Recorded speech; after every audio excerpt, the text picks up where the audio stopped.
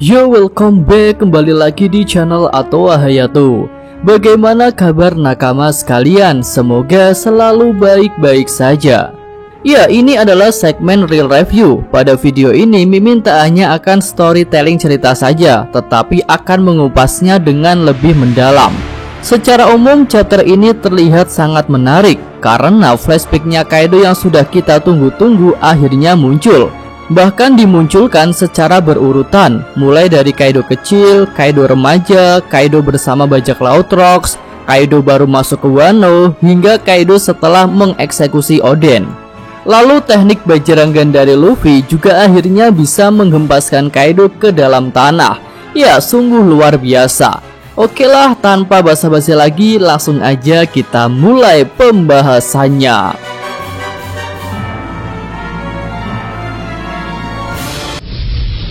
Bentrokan Luffy versus Kaido di atas Onigashima terlihat semakin sengit. Kilatan petir hitam Musoku Haki menyebar dalam jangkauan yang sangat besar. Lalu Kaido berusaha melakukan sesuatu untuk mendesak Luffy, yaitu naga api raksasanya membuka mulut dan bogem raksasa Luffy berusaha dia telan. Dan sepertinya jika bogem Luffy itu masuk ke dalam tubuh Kaido, maka akan mendapatkan hawa panas yang lebih tinggi daripada jika hanya menyentuh permukaannya saja. Kemudian Kaido berkata, "Kau sudah bertarung dengan baik hingga membuatku bisa seperti ini, tapi kau tetap tak akan bisa mengubah dunia ini." Nah, lagi-lagi Kaido menegaskan perkataan tentang mengubah dunia. Jadi dia dan Luffy memang tidak suka dengan dunia yang ada saat ini. Keduanya punya tujuan untuk merubah dunia sesuai dengan keinginan mereka. Oke, lanjut masuk ke adegan flashbacknya Kaido. Ternyata Kaido kecil ini adalah abdi negara yang setia. Kekacauan yang dibuat Kaido berkaitan dengan tugas-tugasnya. Dan bakat Kaido dalam pertarungan sudah muncul sejak kecil. Bahkan pada usia 10 tahun saja, Kaido sudah menjadi prajurit terkuat di kerajaan Vodka, tempat tinggalnya. Nah, kerajaan tempat tinggal Kaido itu bukanlah kerajaan yang damai. Mereka kerap memerangi negeri lain hanya untuk mendapatkan uang dan disetorkan kepada pemerintah dunia agar bisa terus berafiliasi dengan mereka. Kaido muda yang mulai tak suka dengan keadaan itu bertanya, mengapa orang-orang begitu patuh kepada Tenryubito itu?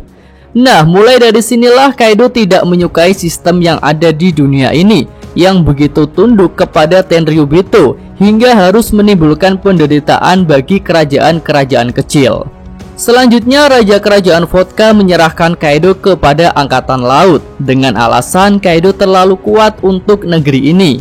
Dan jika Kaido menuruti hal itu, maka Kerajaan Vodka akan aman dan bahkan boleh ikut referee. Nah, Kaido sendiri tak mau jadi abdi pemerintah dunia karena sejak awal dia tidak menyukainya. Dan disinilah Kaido mulai merasa dihianati dan hanya dijadikan alat politik saja oleh Raja Kerajaan Vodka. Nah, ini menarik nih, ternyata Kaido itu sudah diinginkan oleh pemerintah dunia bahkan sebelum dia memakan Uo-Uo Nomi. Karena kan kita tahu ya bahwa Dr. Vegapunk meneliti Kaido untuk merekayasa Uo-Uo Nomi hingga berhasil mendapatkan buah tiruan yang dimakan oleh Momonosuke. Tapi berdasarkan fakta di chapter ini, Mimin semakin yakin jika nasib ras Oni seperti Kaido mirip seperti ras Lunaria yang diinginkan oleh pemerintah dunia karena rasnya. Kemudian singkat cerita, Kaido yang tertangkap bisa dengan mudah melarikan diri. Ya, hal itu Mimin rasa sangat wajar karena pada masa muda Kaido tidak memakan Devil Fruit. Jadi walaupun diborgol dengan batu laut, Kaido tidak akan menjadi lemas. Lalu ternyata informasi bahwa Kaido beberapa kali ditangkap oleh Angkatan Laut tidak sepenuhnya tepat. Karena sebenarnya Kaido lah yang menyerahkan diri untuk tertangkap. Dia melakukan hal itu demi mendapatkan makanan. Dan setelah kenyang, Kaido kembali melarikan diri. Ya, GG banget dah Kaido. Oke, lanjut kita beralih pada masa 44 tahun yang lalu di Pulau Hachinosu. Di sini Kaido berusia 15 tahun. Dia pun sudah semakin kuat dan bisa dengan mudah mengalahkan bajak laut di sana. Bajak laut yang kalah pun berkata, kuat sekali dia. Sebenarnya siapa dia itu? Padahal usianya baru 15 tahun. Lalu setelah nama Kaido terkenal, Rocks pun mulai melirik. hingga dia meminta Shirohige untuk merekrut Kaido menjadi bagian dari bajak laut Rocks. Akhirnya petarung muda yang kuat itu bergabung dengan Rocks. Ini menjadi berita besar di kalangan bajak laut, dan orang-orang pun yakin dengan bergabungnya Kaido ke dalam bajak laut Rocks akan membuat kru bajak laut itu semakin kuat dan tidak terkalahkan. Oke, kita maju lagi pada masa 38 tahun yang lalu, yaitu saat insiden God Valley terjadi. Dengan tergesa-gesa, Big Mom meminta Kaido untuk ikut ke Pulau God Valley karena ada situasi darurat. Dan pertempuran God Valley pun terjadi. Hasilnya sudah sama-sama kita ketahui bahwa Rocks telah dikalahkan. Ya, kekalahan Rocks menjadi berita hangat di kalangan para bajak laut, karena dari segi kekuatan harusnya bajak laut Rocks tak terkalahkan. Apalagi yang mengalahkan mereka hanyalah satu prajurit angkatan laut, yaitu Monkey D. Garp. Akhirnya netizen bajak laut pada masa itu menduga jika terjadi perpecahan di dalam bajak laut Rocks. Dugaan mereka itu ternyata ada benarnya, guys. Karena di scene selanjutnya menunjukkan Big Mom sedang mencari Kaido dengan marah. Big Mom berkata, "Kemana Kaido pergi? Yang benar saja bocah tengik itu." Nah, dari perkataan Big Mom ini, Mimin berasumsi jika Kaido lah yang menyebabkan bajak laut Rocks kalah. Mungkin Kaido menggembosi kekuatan armada Rocks dan kemudian Kaido pergi dari tempat itu. Tapi ya, di samping itu ada hal penting lain yang ditutupi oleh Marin dan tidak disebarluaskan, yaitu mengenai keterlibatan bajak laut Roger yang membantu Monkey D. Garp. Oke, lanjut lagi, kita masuk pada masa 28 tahun yang lalu, yaitu 10 tahun setelah kejadian God Valley. Dan pada masa itu Oden Kozuki sedang dalam masa pelayarannya bersama bajak laut Shirohige. Nah, pada masa itu Kurozumi Higurashi mendatangi markas Kaido. Dia menjilat dan memuji-muji Kaido, lalu kemudian menawarkan senjata. Nah, di sini Kaido sudah membentuk kru bajak lautnya ya. Kita bisa melihat ada King dan Queen.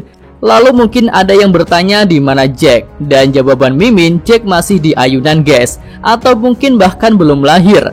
Karena usia Jack di masa sekarang adalah 28 tahun. Tepat bersamaan dengan flashbacknya Kaido yang pertama kali datang ke Wano ini, yaitu 28 tahun yang lalu. Oke, jadi kita sudah tahu ya awal kedatangan Kaido di Wano itu karena diundang oleh Kurozumi Higurashi. Dia mengajak kerjasama dan Kaido akan mendapatkan imbalan berupa pabrik-pabrik senjata. Iya, jadi mulai nyambung nih timelinenya dengan flashback Oden. Pada masa ini kan Orochi memang sedang berusaha untuk mendapatkan tahta. Dan tentu Higurashi ini paham jika Oden itu adalah orang yang kuat. Jadi dibutuhkan orang kuat juga untuk memberikan perlindungan kepada Orochi. Dan Kaido adalah orang yang tepat menurutnya. Singkat cerita, Kaido sudah datang ke Wano. Dia membangun kastil di Onigashima dan mulai memperbanyak krunya.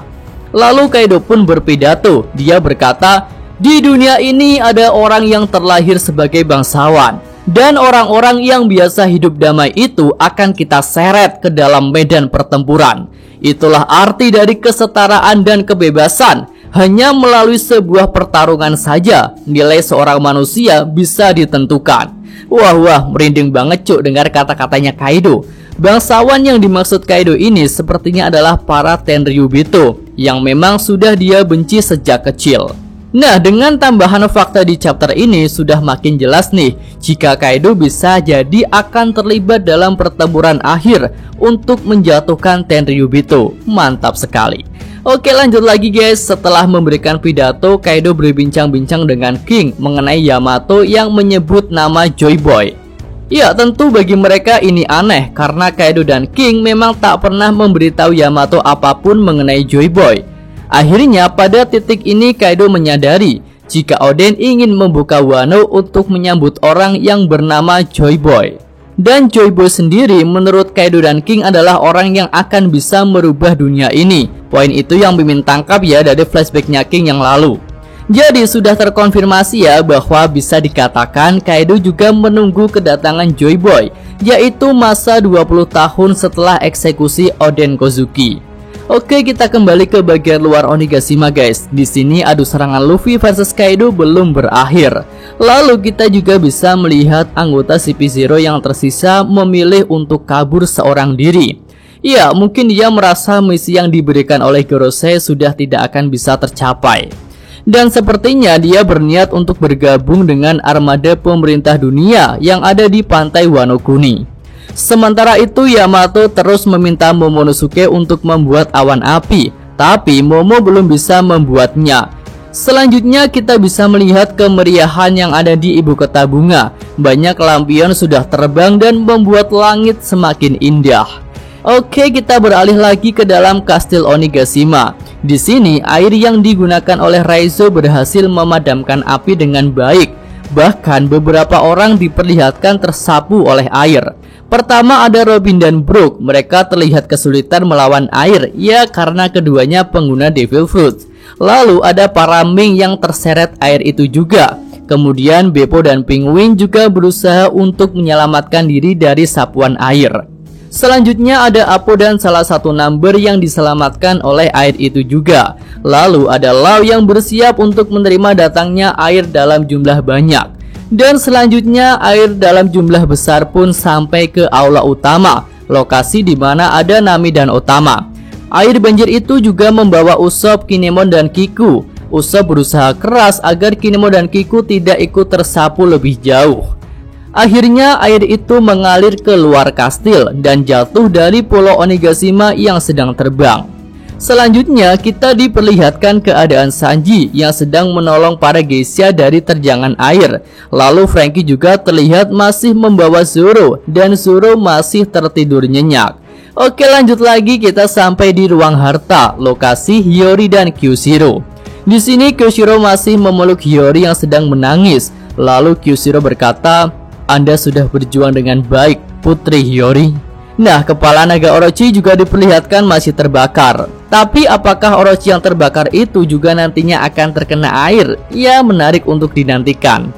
Oke, lanjut lagi kita keluar kastil Onigashima. Di sini awan api yang dibuat Kaido sudah hilang. Ia sedikit banyak dipengaruhi oleh air yang keluar dari kastil itu. Ya, hal itu masuk akal ya. Di samping Kaido juga sudah mulai melemah. Air yang digunakan oleh Raizo itu kan adalah air laut yang bisa saja mempengaruhi kemampuan Homurakumo yang merupakan efek kemampuan Devil Fruits-nya Kaido. Momo dan Yamato semakin panik karena Momonosuke belum bisa membuat awan apinya. Selanjutnya kita beralih pada Luffy dan Kaido. Di sini mulut naga Kaido yang tadinya terbuka sudah mulai menutup dan tangan raksasa Luffy sudah mulai masuk ke dalam mulut Kaido. Lalu sambil melakukan hal itu Kaido bertanya kepada Luffy. Kaido berkata, "Sebenarnya dunia seperti apa yang kau inginkan, Mugiwara?" Dan Luffy menjawab, "Tempat di mana teman-temanku bisa makan dengan kenyang. Itulah dunia yang kuinginkan." Iya, benar-benar simpel sekali keinginan Luffy. Dan lagi-lagi hal itu berkaitan dengan makanan. Tapi di balik simpelnya keinginan Luffy itu, makanan memang adalah kebutuhan yang sangat vital bagi kehidupan manusia dan merupakan kebutuhan paling mendasar untuk mencapai kesejahteraan. Nah, akhirnya Momonosuke yang sudah sangat panik berhasil membangkitkan the power of kepepetnya. Momo pun berteriak, "Homurakumo!" Akhirnya awan api buatan Momo muncul dan bisa menopang Onigashima. Sementara itu Luffy berusaha lebih keras untuk mendorong Kaido. Dan kebulatan tekad serta semangat yang membaranya membuat haki Luffy meningkat. Hingga akhirnya bokem raksasa yang dia gunakan bisa mengalahkan naga api Kaido. Kaido pun terlempar sangat keras menuju daratan, bahkan sampai masuk ke dalam tanah. Ya, ini seperti keinginan Luffy yang ingin menghempaskan Kaido hingga ke dunia bawah. Lalu Kaido yang merasa telah dikalahkan kembali teringat sebuah flashback. Di sini Kaido berkata kepada King, "King, aku mulai tahu siapa Joy Boy itu." Dan King menjawab, "Siapa dia?" Kaido berkata lagi, "Joy Boy adalah orang yang nantinya akan bisa mengalahkanku." Lalu King menjawab, "Kalau begitu orang seperti itu tidak akan pernah ada." Ya, itu adalah flashback terakhir Kaido di chapter ini yang mengantarkannya masuk ke dalam tanah. Tapi di sisi lain memang kita belum melihat sih adanya panel konfirmasi kekalahan Kaido. Namun jika melihat dampak serangan dan flashback terakhir ini, Mimin berasumsi sih Kaido sudah kalah dan konfirmasinya akan ada di chapter depan. Sementara itu, Pulau Onigashima yang terbang menggunakan awan apinya Momo mulai oleng. Tentu saja kekuatan Momonosuke tak akan cukup untuk menopang pulau yang besar itu dalam waktu lama. Dan benar saja, tak lama kemudian Onigashima mendarat di luar ibu kota bunga. Tapi di sini pendaratan itu berjalan dengan mulus karena ada awan apinya Momonosuke. Dan setelah melakukan tugasnya, naga Momonosuke mendarat dengan mulus dan dia terlihat sangat kelelahan. Lalu untuk Luffy sendiri juga terlihat pingsan, dia menutup matanya dan Luffy menderita beberapa luka bakar. Wujud Jirvivnya sih masih ada ya, tapi terlihat sudah mulai menghilang. Ya sepertinya pertempuran melawan Kaido ini memang sudah berakhir. Oke, sampai di sini aja guys real review untuk chapter kali ini ya. Mimin atau Hayato, terima kasih. Ya, sampai di sini aja video kali ini ya. Semoga nakama sekalian menyukainya. Terima kasih udah nonton. Jangan lupa like-nya dan subscribe channel Atwa Hayato. Yo!